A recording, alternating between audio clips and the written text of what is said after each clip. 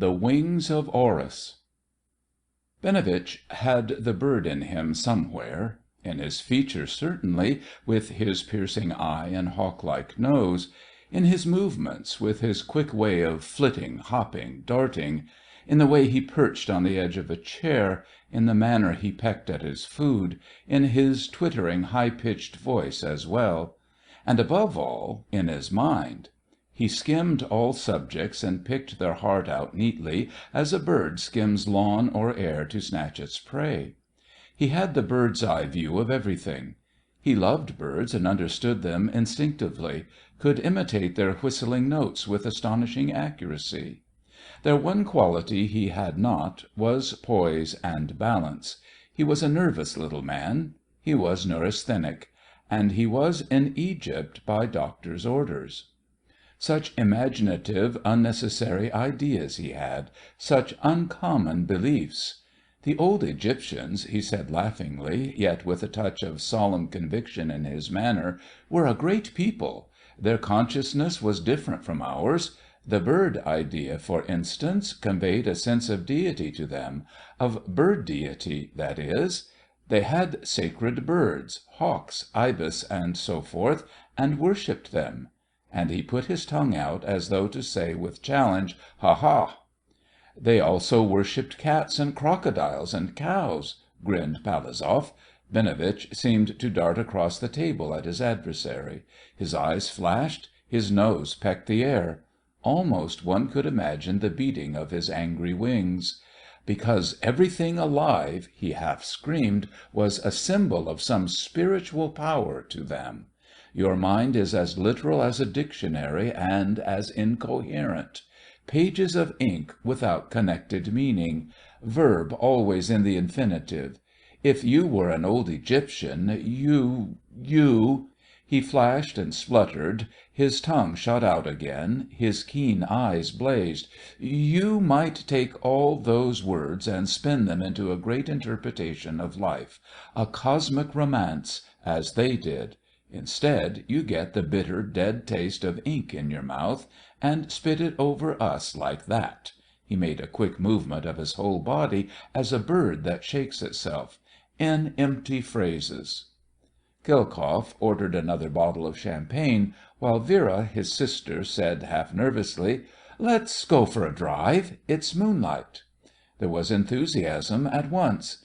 Another of the party called the head waiter and told him to pack food and drink in baskets. It was only 11 o'clock.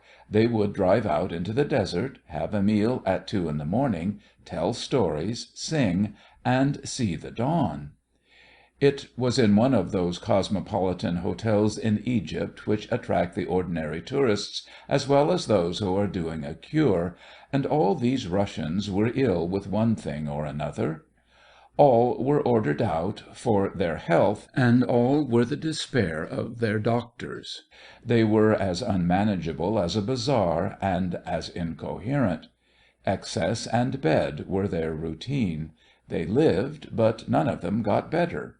Equally, none of them got angry. They talked in this strange personal way without a shred of malice or offence. The English, French, and Germans in the hotel watched them with remote amazement, referring to them as "that Russian lot." Their energy was elemental. They never stopped. They merely disappeared when the pace became too fast, then reappeared again after a day or two, and resumed their living as before. Binovitch, despite his neurasthenia, was the life of the party. He was also a special patient of Dr. Plitzinger, the famous psychiatrist, who took a peculiar interest in his case. It was not surprising. Binovitch was a man of unusual ability and of genuine, deep culture. But there was something more about him that stimulated curiosity. There was this striking originality. He said and did surprising things. "I could fly if I wanted to," he said once, when the airmen came to astonish the natives with their biplanes over the desert, "but without all that machinery and noise. It's only a question of believing and understanding." "Show us," they cried. "Let's see you fly." "He's got it. He's off again. One of his impossible moments." These occasions when Binovitch let himself go always proved wildly entertaining. He said monstrously incredible things as though he really did believe them. They loved his madness, for it gave them new sensations. "It's only levitation, after all, this flying!" he exclaimed, shooting out his tongue between the words as his habit was when excited. "And what is levitation but a power of the air? None of you can hang an orange in space for a second with all your scientific knowledge, but the moon is always levitated perfectly, and the stars. Do you think they swing on wires? What raised the enormous stones of ancient Egypt? Do you really believe it was heaped up sand and ropes and clumsy leverage and all our weary and laborious mechanical contrivances? Bah! It was levitation. It was the powers of the air. Believe in those powers, and gravity becomes a mere nursery trick, true where it is, but true nowhere else. To know the fourth dimension is to step out of a locked room and appear instantly on the roof or in another country altogether. To know the powers of the air, similarly, is to annihilate what you call weight and fly." "Show us! Show us!" they cried, roaring with delighted laughter. "It's a question of belief," he repeated, his tongue appearing and disappearing like a pointed shadow. "It's in the heart. The power of the air gets into your whole being. Why should I show you? Why should I ask my deity to persuade your scoffing little minds by any miracle? For it is deity, I tell you, and nothing else. I know it. Follow one idea like that, as I follow my bird idea. Follow it with the impetus and undeviating concentration of a projectile, and you arrive at power. You know deity, the bird idea of deity, that is. They knew that. The old Egyptians knew it." "Oh, show us! Show us!" they shouted impatiently, wearied of this nonsense talk. "Get up and fly! Levitate yourself, as they did! Become a star!" Binovitch turned suddenly very pale, and an odd light shone in his keen brown eyes. He rose slowly from the edge of the chair where he was perched. Something about him changed. There was silence instantly. "I will show you," he said calmly, to their intense amazement, "not to convince your disbelief, but to prove it to myself. For the powers of the air are with me here. I believe. And Horus, great falcon-headed symbol, is my patron god." The suppressed energy in his voice and manner was indescribable. There was a sense of lifting, upheaving power about him. He raised his arms, his face turned upward, he inflated his lungs with a deep, long breath, and his voice broke into a kind of singing cry, half prayer, half chant. "O Horus, bright-eyed deity of wind, feather my soul through earth's thick air to know thy awful swiftness." The Russian is untranslatable. The phrase means, "Give my life wings." He broke off suddenly. He climbed lightly and swiftly upon the nearest table (it was in a deserted card-room, after a game in which he had lost more pounds than there are days in the year), and leaped into the air. He hovered a second, spread his arms and legs in space, appeared to float a moment, then buckled, rushed down and forward, and dropped in a heap upon the floor, while every one roared with laughter. But the laughter died out quickly, for there was something in his wild performance that was peculiar and unusual. It was uncanny, not quite natural. His body had seemed, as with Mordkin and Nijinsky, literally to hang upon the air a moment. For a second he gave the distressing impression of overcoming gravity. There was a touch in it of that faint horror which appalls by its very vagueness. He picked himself up unhurt, and his face was as grave as a portrait in the Academy, but with a new expression in it that everybody noticed with this strange, half-shocked amazement. And it was this expression that extinguished the claps of laughter, as wind that takes away the sound of bells. Like many ugly men, he was an inimitable actor, and his facial repertory was endless and incredible. But this was neither acting nor clever manipulation of expressive features. There was something in his curious Russian physiognomy that made the heart beat slower, and that was why the laughter died away so suddenly. "You ought to have flown farther," cried some one. It expressed what all had felt. "Icarus didn't drink champagne," another replied with a laugh, but nobody laughed with him. "You went too near to Vera," said Palazov, and passion melted the wax.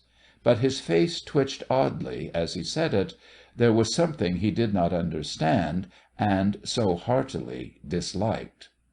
The strange expression on the features deepened. It was arresting in a disagreeable, almost in a horrible way. The talk stopped dead. All stared. There was a feeling of dismay in everybody's heart, yet unexplained. Some lowered their eyes, or else looked stupidly elsewhere, but the women of the party felt a kind of fascination. Vera, in particular, could not move her sight away. The joking reference to his passionate admiration for her passed unnoticed. There was a general and individual sense of shock, and a chorus of whispers rose instantly. "Look at Binovitch! What's happened to his face? He's changed! He's changing! God! Why, he looks like a bird!" But no one laughed. Instead, they chose the names of birds: hawk, eagle, even owl. The figure of a man leaning against the edge of the door, watching them closely, they did not notice. He had been passing down the corridor, had looked in unobserved, and then had paused. He had seen the whole performance. He watched Binovitch narrowly, now with calm, discerning eyes. It was Dr. Plitzinger, the great psychiatrist. For Binovitch had picked himself up from the floor in a way that was oddly self-possessed, and precluded the least possibility of the ludicrous. He looked neither foolish nor abashed. He looked surprised, but also he looked half angry and half frightened. As some one had said, he ought to have flown farther. That was the incredible impression his acrobatics had produced. Incredible, yet somehow actual. This uncanny idea prevailed, as at a séance where nothing genuine is expected to happen, and something genuine after all does happen. There was no pretence in this. Binovitch had flown. And now he stood there, white in the face, with terror and with anger white.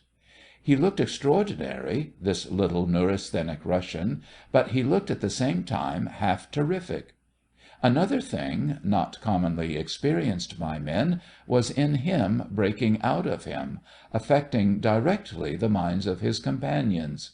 His mouth opened, blood and fury shone in his blazing eyes, his tongue shot out like an ant-eater's, though even in that the comic had no place. His arms were spread like flapping wings, and his voice rose dreadfully. "He failed me! He failed me!" he tried to bellow. "Horus, my falcon-headed deity, my power of the air, deserted me! Hell take him! Hell burn his wings and blast his piercing sight! Hell scorch him into dust for his false prophecies! I curse him! I curse Horus!" The voice that should have roared across the silent room emitted instead this high-pitched, bird-like scream. The added touch of sound, the reality it lent, was ghastly. Yet it was marvellously done and acted. The entire thing was a bit of instantaneous inspiration. His voice, his words, his gestures, his whole wild appearance.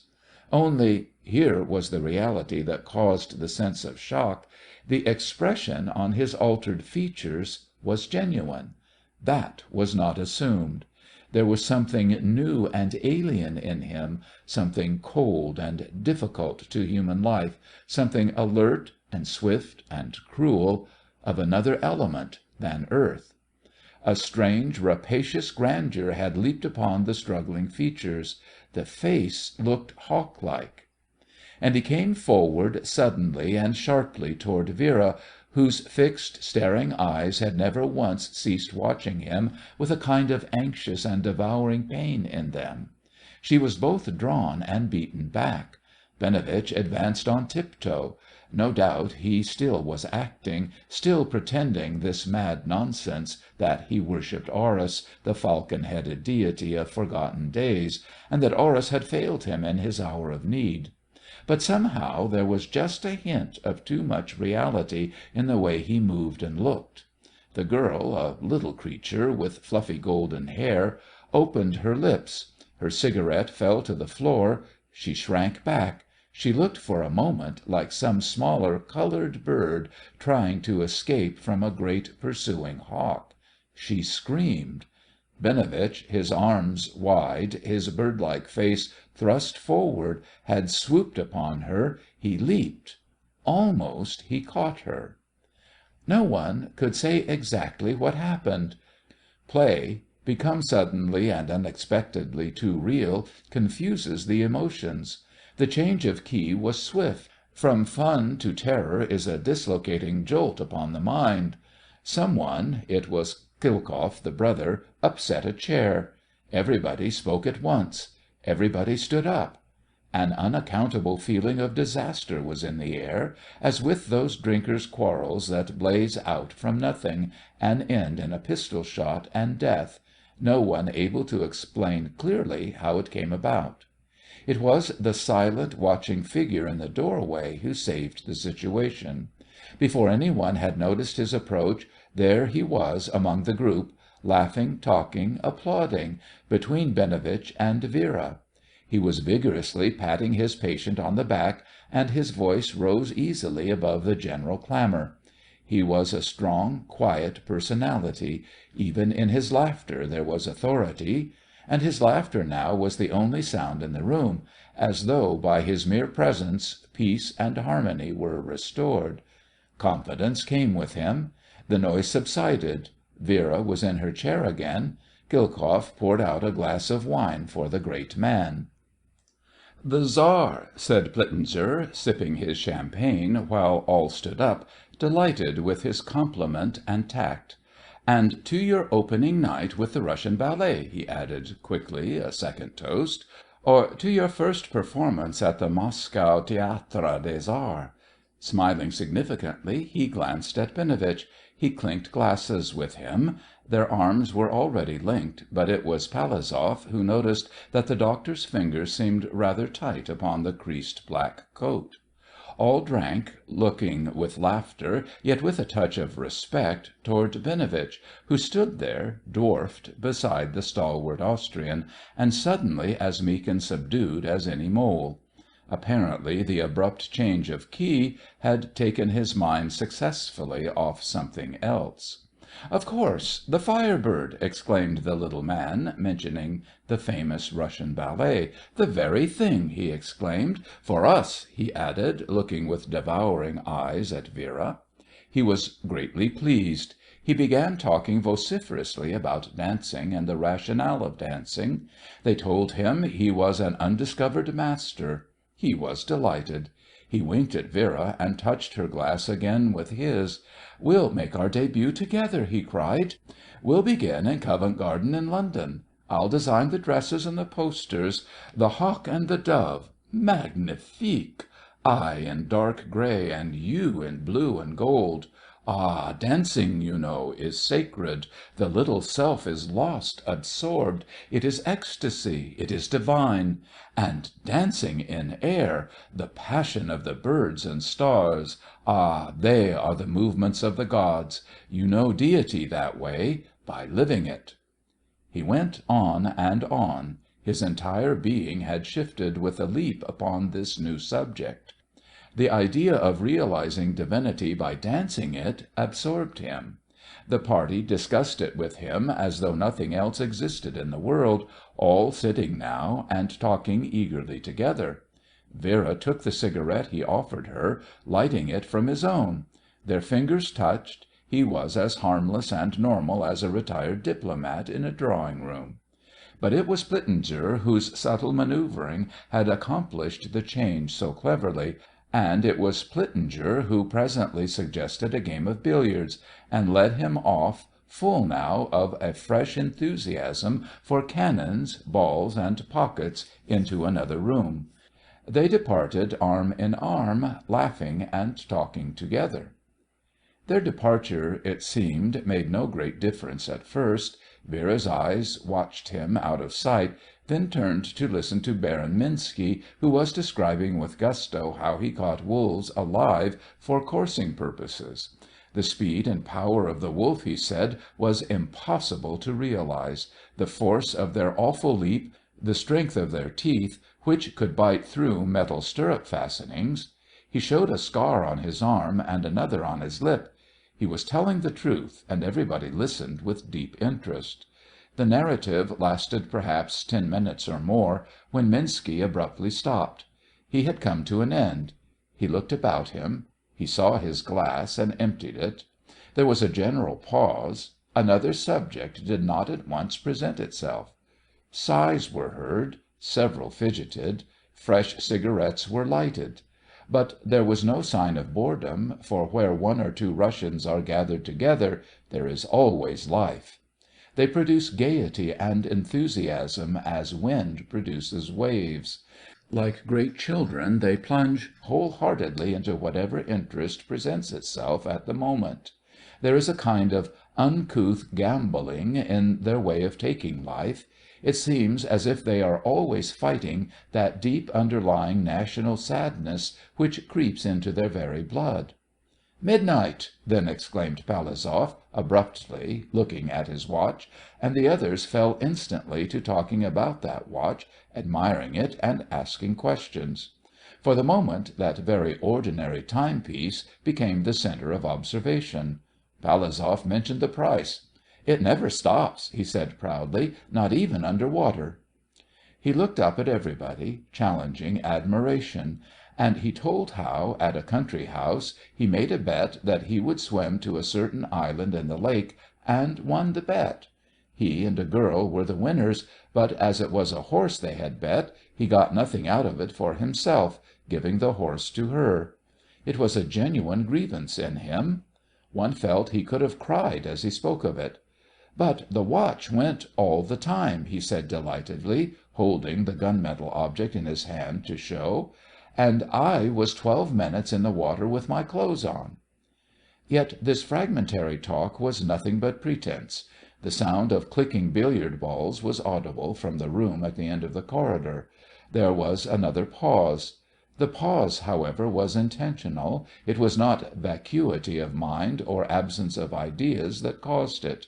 There was another subject, an unfinished subject, that each member of the group was still considering.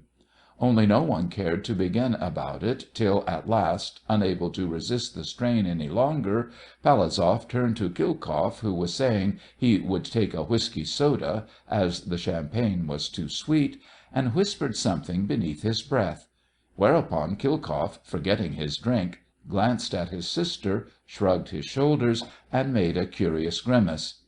"He's all right now." His reply was just audible. "He's with Plitzinger." He cocked his head sidewise to indicate that the clicking of the billiard balls still was going on.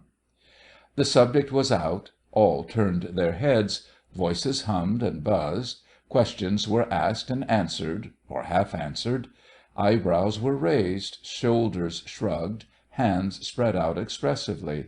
There came into the atmosphere a feeling of presentiment, of mystery, of things half understood. Primitive, buried instinct stirred a little, the kind of racial dread of vague emotions that might gain the upper hand if encouraged.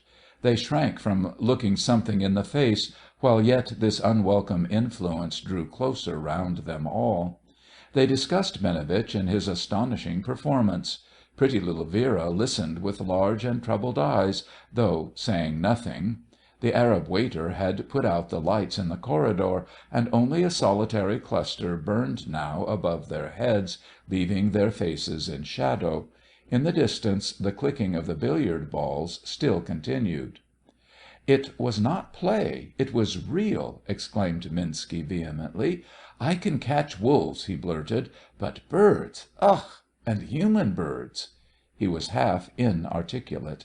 He had witnessed something he could not understand, and it had touched instinctive terror in him. "It was the way he leaped that put the wolf first into my mind, only it was not a wolf at all." The others agreed and disagreed. "It was play at first, but it was reality at the end," another whispered. "And it was no animal he mimicked, but a bird, and a bird of prey at that." Vera thrilled.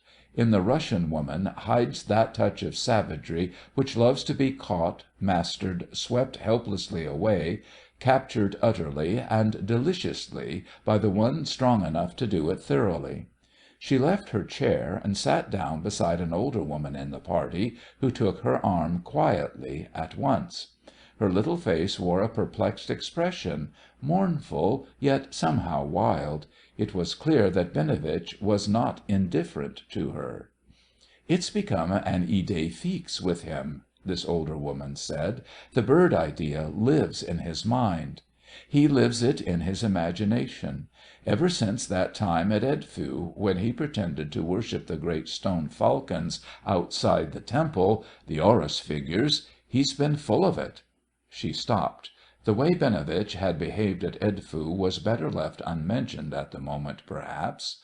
A slight shiver ran round the listening group, each one waiting for some one else to focus their emotion, and so explain it by saying the convincing thing. Only no one ventured. Then Vera abruptly gave a little jump. "Hark!" she exclaimed in a staccato whisper, speaking for the first time. She sat bolt upright. She was listening. "Hark!" she repeated. "There it is again, but nearer than before. It's coming closer. I hear it." She trembled. Her voice, her manner, above all her great staring eyes, startled everybody. No one spoke for several seconds. All listened. The clicking of the billiard balls had ceased. The halls and corridors lay in darkness, and gloom was over the big hotel. Everybody was in bed. "Hear what?" asked the older woman soothingly, yet with a perceptible quaver in her voice, too. She was aware that the girl's arm shook upon her own. "Do you not hear it, too?" the girl whispered. All listened without speaking. All watched her paling face. Something wonderful, yet half terrible, seemed in the air about them. There was a dull murmur, audible, faint, remote, its direction hard to tell. It had come suddenly from nowhere. They shivered. That strange racial thrill again passed into the group, unwelcome, unexplained. It was aboriginal. It belonged to the unconscious primitive mind, half childish, half terrifying. "What do you hear?" her brother asked angrily, the irritable anger of nervous fear. "When he came at me," she answered very low, "I heard it first. I hear it now again. Listen! He's coming!" And at that moment, out of the dark mouth of the corridor, emerged two human figures, Plitzinger and Binovitch. Their game was over. They were going up to bed. They passed the open door of the card room. But Binovitch was being half dragged, half restrained, for he was apparently attempting to run down the passage with flying, dancing leaps. He bounded. It was like a huge bird trying to rise for flight, while his companion kept him down by force upon the earth. As they entered the strip of light, Plitzinger changed his own position, placing himself swiftly between his companion and the group in the dark corner of the room. He hurried Binovitch along as though he sheltered him from view. They passed into the shadows down the passage. They disappeared, and every one looked significantly, questioningly at his neighbour, though at first saying no word. It seemed that a curious disturbance of the air had followed them audibly. Vera was the first to open her lips. "You heard it then," she said breathlessly, her face whiter than the ceiling. "Damn!" exclaimed her brother furiously. "It was wind against the outside walls. Wind in the desert. The sand is driving." Vera looked at him. She shrank closer against the side of the older woman, whose arm was tight about her. "It was not wind," she whispered simply. She paused. All waited uneasily for the completion of her sentence. They stared into her face like peasants who expected a miracle. "Wings," she whispered. It was the sound of enormous wings. At 4 o'clock in the morning, when they all returned exhausted from their excursion into the desert, little Binovitch was sleeping soundly and peacefully in his bed. They passed his door on tiptoe, but he did not hear them. He was dreaming. His spirit was at Edfu, experiencing with that ancient deity, who was master of all flying life, those strange enjoyments upon which his own troubled human heart was passionately set. Safe with that mighty falcon whose powers his lips had scorned a few hours before, his soul, released in vivid dream, went sweetly flying. It was amazing. It was gorgeous. He skimmed the Nile at lightning speed. Dashing down headlong from the height of the Great Pyramid, he chased with faultless accuracy a little dove that sought vainly to hide from his terrific pursuit beneath the palm trees. For what he loved must worship where he worshipped, and the majesty of those tremendous effigies had fired his imagination to the creative point where expression was imperative. Then suddenly, at the very moment of delicious capture, the dream turned horrible, becoming awful with the nightmare touch. The sky lost all its blue and sunshine. Far, far below him the little dove enticed him into nameless depths, so that he flew faster and faster, yet never fast enough to overtake it. Behind him came a great thing down the air, black, hovering, with gigantic wings outstretched. It had terrific eyes, and the beating of its feathers stole his wind away. It followed him, crowding space. He was aware of a colossal beak, curved like a scimitar, and pointed wickedly like a tooth of iron. He dropped, he faltered, he tried to scream. Through empty space he fell, caught by the neck. The huge spectral falcon was upon him. The talons were in his heart, and in sleep he remembered then that he had cursed. He recalled his reckless language. The curse of the ignorant is meaningless. That of the worshipper is real. This attack was on his soul. He had invoked it. He realized next, with a touch of ghastly horror, that the dove he chased was, after all, the bait that had lured him purposely to destruction, and awoke with a suffocating terror upon him, and his entire body bathed in icy perspiration. Outside the open window he heard a sound of wings retreating with powerful strokes into the surrounding darkness of the sky. The nightmare made its impression upon Binovitch's impressionable and dramatic temperament. It aggravated his tendencies. He related it next day to Madame de Drühn, the friend of Vera, telling it with that somewhat boisterous laughter some minds use to disguise less kind emotions. But he received no encouragement. The mood of the previous night was not recoverable. It was already ancient history. Russians never make the banal mistake of repeating a sensation till it is exhausted. They hurry on to novelties. Life flashes and rushes with them, never standing still for exposure before the cameras of their minds. Madame de Drühn, however, took the trouble to mention the matter to Plitzinger, for Plitzinger, like Freud of Vienna, held that dreams revealed subconscious tendencies, which sooner or later must betray themselves in action. "Thank you for telling me," he smiled politely, "but I have already heard it from him." He watched her eyes for a moment, really examining her soul. "Binovitch, you see," he continued, apparently satisfied with what he saw, "I regard as that rare phenomenon a genius without an outlet. His spirit, intensely creative, finds no adequate expression. His power of production is enormous and prolific, yet he accomplishes nothing." He paused an instant. Benovitch, therefore, is in danger of poisoning himself." He looked steadily into her face, as a man who weighs how much he may confide. "Now," he continued, "if we can find an outlet for him, a field wherein his bursting imaginative genius can produce results, above all, visible results—" He shrugged his shoulders. "The man is saved.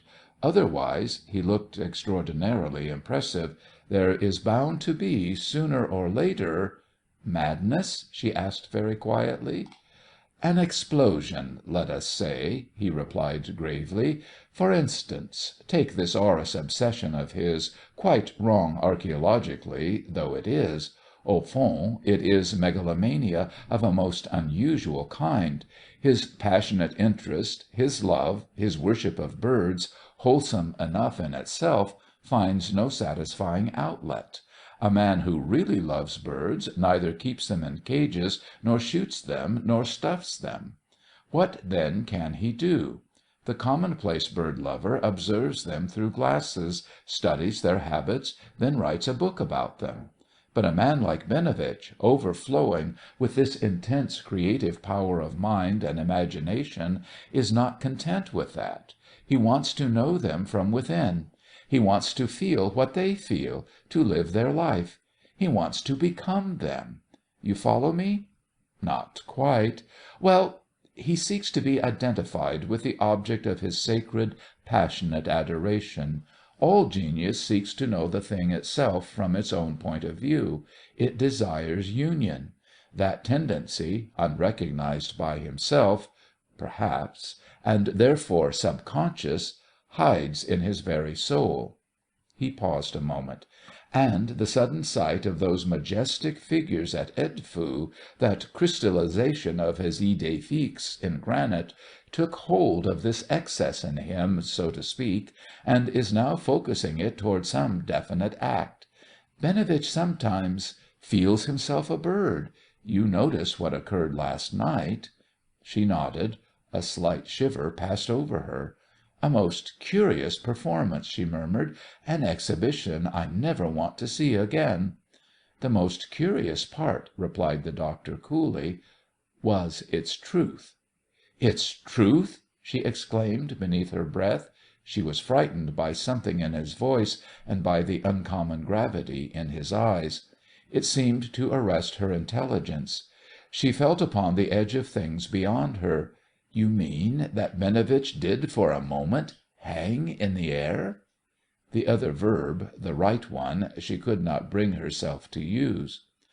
The great man's face was enigmatical. He talked to her sympathy, perhaps, rather than to her mind. "Real genius," he said smilingly, "is as rare as talent. Even great talent is common. It means that the personality, if only for a second, becomes everything, becomes the universe, becomes the soul of the world.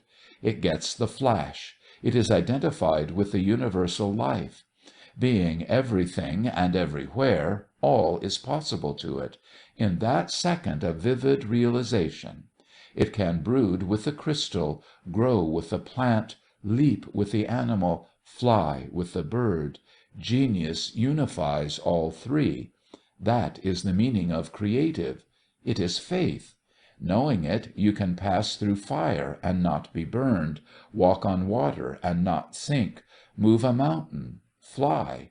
Because you are fire, water, earth, air.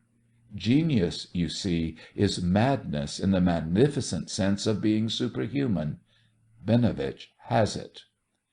He broke off abruptly, seeing he was not understood. Some great enthusiasm in him he deliberately suppressed.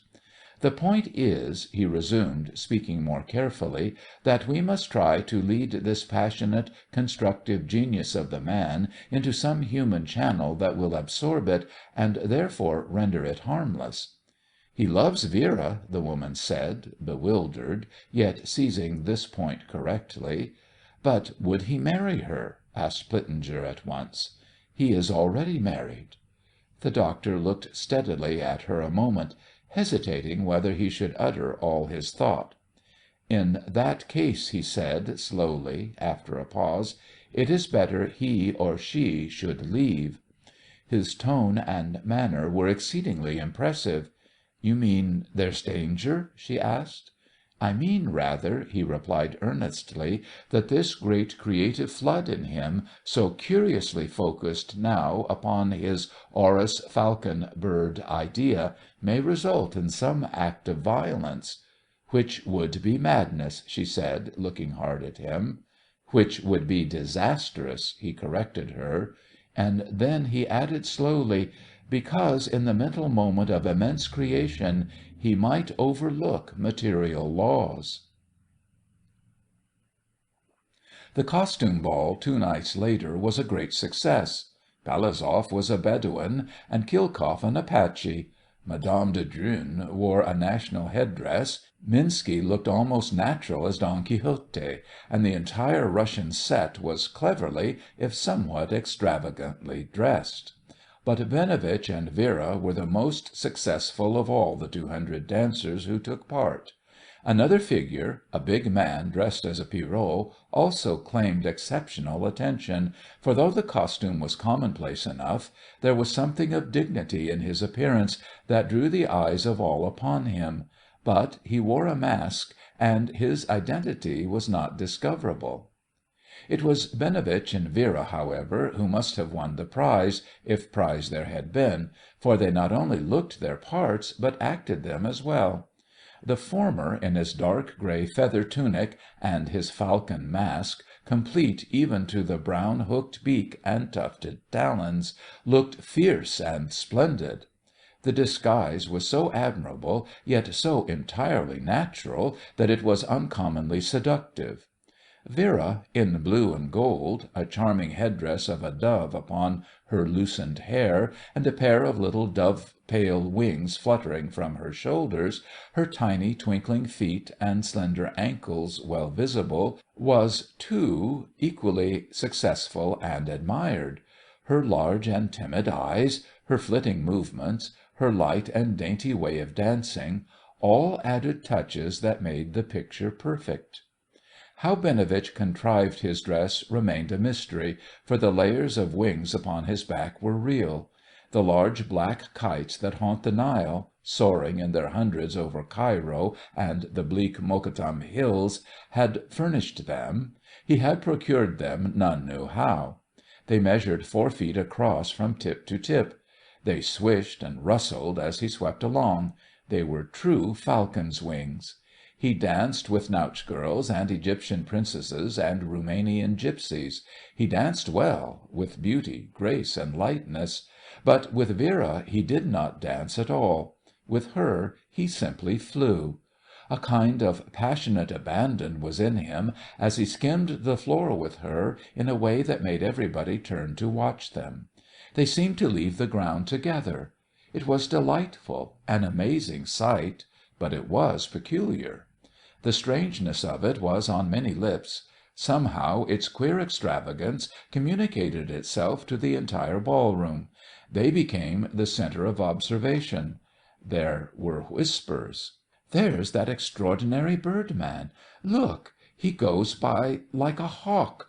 And he's always after that dove girl. How marvellously he does it! It's rather awful. Who is he? I don't envy her." People stood aside when he rushed past. They got out of his way. He seemed forever pursuing Vera, even when dancing with another partner. Word passed from mouth to mouth. A kind of telepathic interest was established everywhere. It was a shade too real sometimes, something unduly earnest in the chasing wildness, something unpleasant. There was even alarm. "It's rowdy. I'd rather not see it. It's quite disgraceful," was heard. "I think it's horrible. You can see she's terrified." And once there was a little scene, trivial enough, yet betraying this reality that many noticed and disliked. Binovitch came to claim a dance, programme clutched in his great tufted claws, and at the same moment the big Pierrot appeared abruptly round the corner with a similar claim. Those who saw it assert he had been waiting, and came on purpose, and that there was something protective and authoritative in his bearing. The misunderstanding was ordinary enough. Both men had written her name against the dance. But number 13 Tango also included the supper interval, and neither Hawk nor Pierrot would give way. They were very obstinate. Both men wanted her. It was awkward. "The Dove shall decide between us," smiled the Hawk politely, yet his taloned fingers worked nervously. Pierrot, however, more experienced in the way of dealing with women, or more bold, said suavely, "I am ready to abide by her decision." His voice poorly cloaked his aggravating authority, as though he had the right to her. "Only I engaged this dance before His Majesty Horus appeared upon the scene at all, and therefore it is clear that Pierrot has the right of way." At once, with a masterful air, he took her off. There was no withstanding him. He meant to have her, and he got her. She yielded meekly. They vanished among the maze of coloured dancers, leaving the Hawk disconsolate and vanquished amid the titters of the onlookers. His swiftness, as against this steady power, was of no avail. It was then that the singular phenomenon was witnessed first. Those who saw it affirm that he changed absolutely into the part he played. It was dreadful. It was wicked. A frightened whisper ran about the rooms and corridors. "An extraordinary thing is in the air." Some shrank away, while others flocked to see. There were those who swore that a curious rushing sound was audible, the atmosphere visibly disturbed and shaken; that a shadow fell upon the spot the couple had vacated; that a cry was heard, a high, wild, searching cry. "Horus, bright deity of wind," it began, then died away. One man was positive that the windows had been opened and that something had flown in. It was the obvious explanation. The thing spread horribly. As in a fire panic, there was consternation and excitement. Confusion caught the feet of all the dancers. The music fumbled and lost time. The leading pair of tango dancers halted and looked around. It seemed that everybody pressed back, hiding, shuffling, eager to see, yet more eager not to be seen, as though something dangerous, hostile, terrible had broken loose. In rows against the wall they stood, for a great space had made itself in the middle of the ballroom, and into this empty space appeared suddenly the Pierrot and the Dove. It was like a challenge. A sound of applause, half voices, half clapping of gloved hands, was heard. The couple danced exquisitely into the arena. All stared.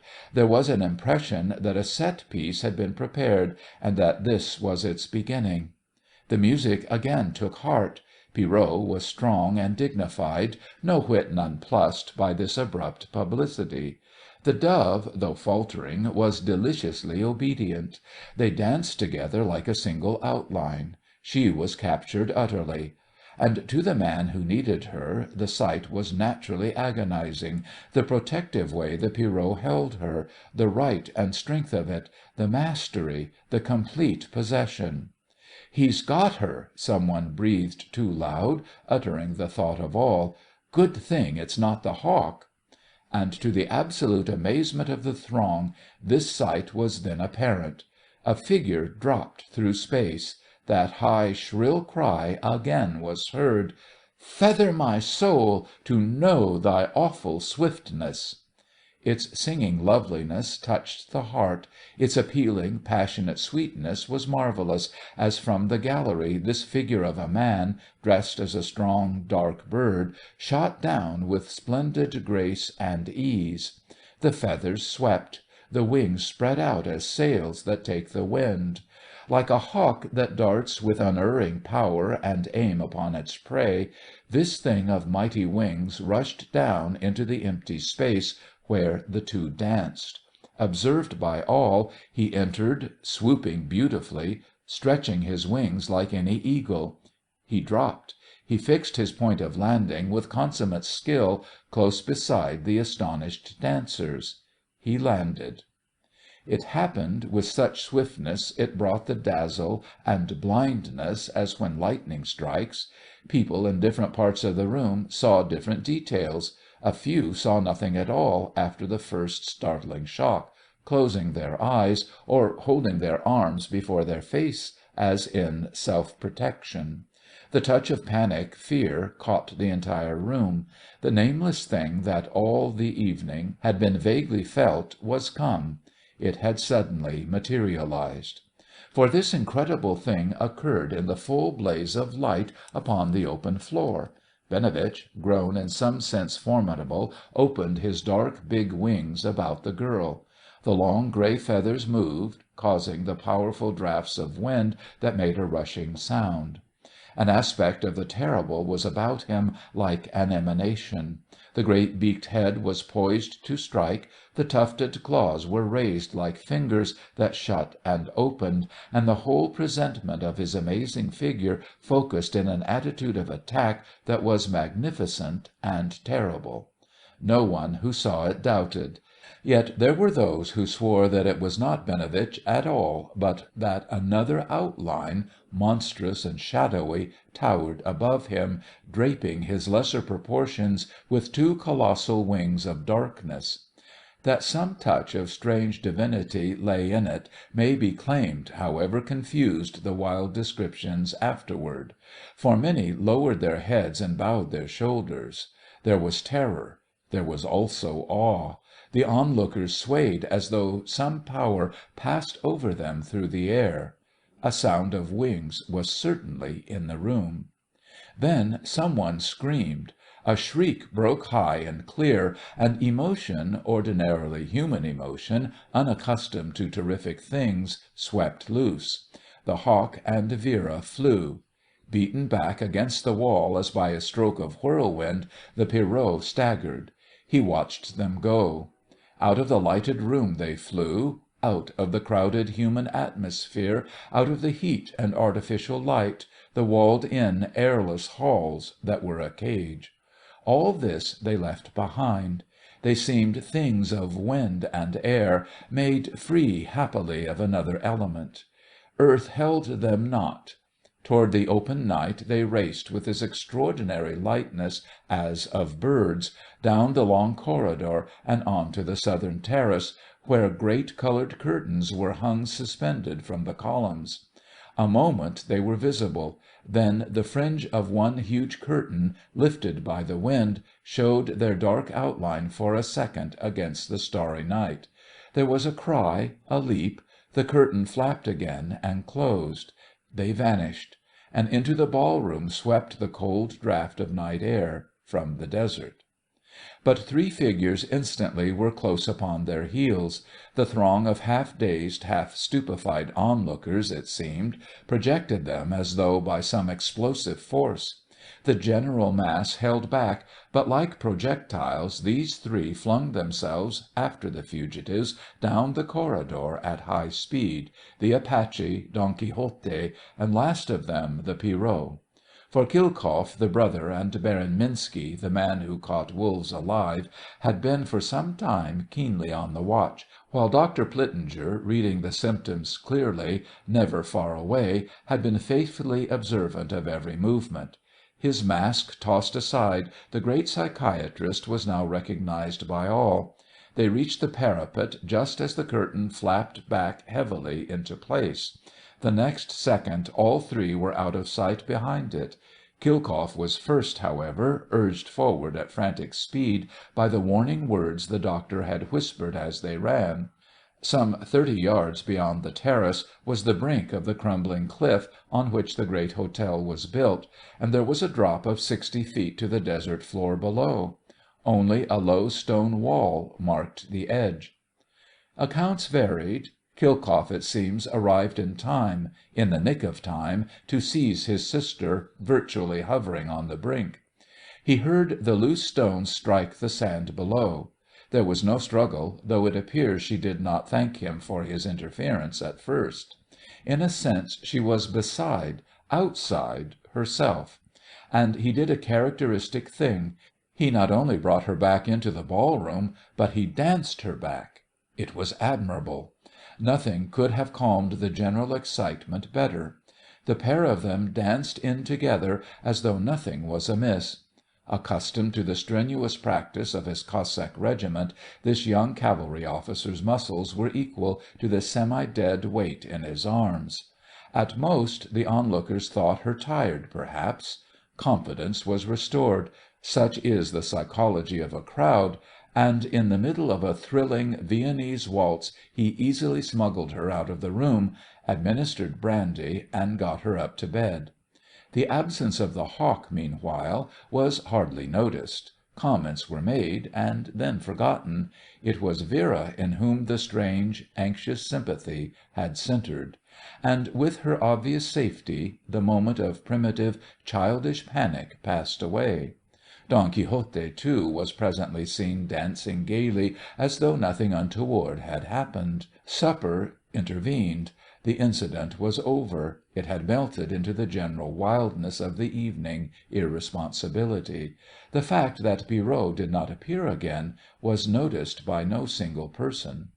But Dr. Plitzinger was otherwise engaged, his heart and mind and soul all deeply exercised. A death certificate is not always made out quite so simply as the public thinks. That Binovitch had died of suffocation in his swift descent through merely 60 feet of air was not conceivable. Yet that his body lay so neatly placed upon the desert after such a fall was stranger still. It was not crumpled, it was not torn. No single bone was broken, no muscle wrenched. There was no bruise. There was no indenture in the sand. The figure lay sidewise, as though in sleep, no sign of violence visible anywhere, the dark wings folded as a great bird folds them when it creeps away to die in loneliness. Beneath the orris mask the face was smiling.